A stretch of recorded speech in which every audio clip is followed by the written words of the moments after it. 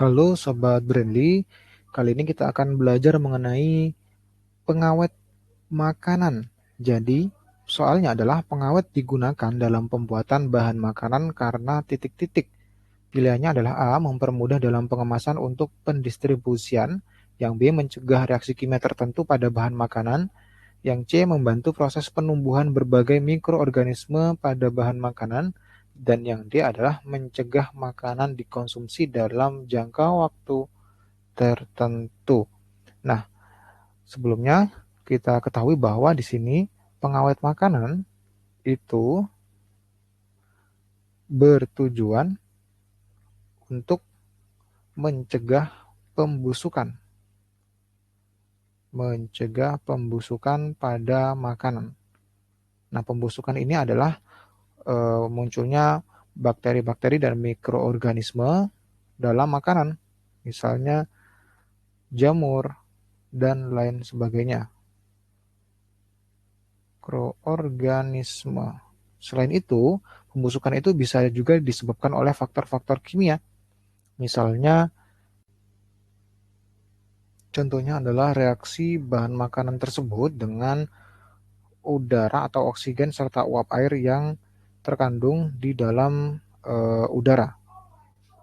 Ini kimiawi, misalnya reaksi dengan oksigen dan H2O atau uap air di dalam udara.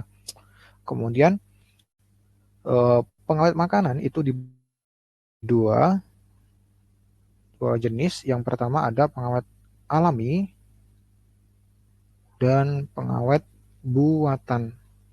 Tentunya dari namanya saja pengawet alami ini terbuat atau tersusun atas bahan-bahan alami. Contohnya yang bisa digunakan sebagai pengawet alami adalah garam, kemudian ada juga gula, ada juga cuka, bawang putih itu juga bisa sebagai pengawet alami, kemudian ada kayu manis, dan lain sebagainya. Sedangkan pengawet buatan itu ada berbagai macam, contohnya adalah asam benzoat, kemudian ada asam sitrat, kemudian ada sulfur dioksida atau sulfur dioksida, atau biasa juga teman-teman tahu yang istilahnya boraks dan formalin, yang ini sudah dilarang peredarannya dari untuk bahan makanan. Sehingga dapat kita jawab di sini, pengawet makanan itu digunakan dalam pembuatan makanan karena yang pertama, untuk kita cek jawaban A, mempermudah dalam pengemasan untuk pendistribusian. Ini jawabannya kurang tepat karena tidak berhubungan dengan pengawetan makanan. Yang B, ini mencegah reaksi kimia tertentu pada bahan makanan. Yang B ini adalah benar, ini adalah kata lain dari mencegah pelapukan atau pembusukan. Kemudian kita cek jawaban yang selanjutnya, membantu proses penumbuhan berbagai mikroorganisme pada bahan makanan.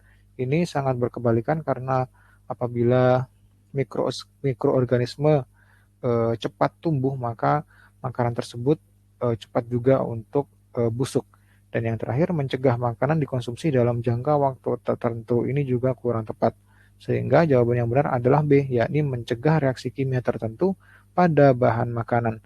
Semoga dapat dipahami. Selamat belajar Sobat Brandly dan salam edukasi.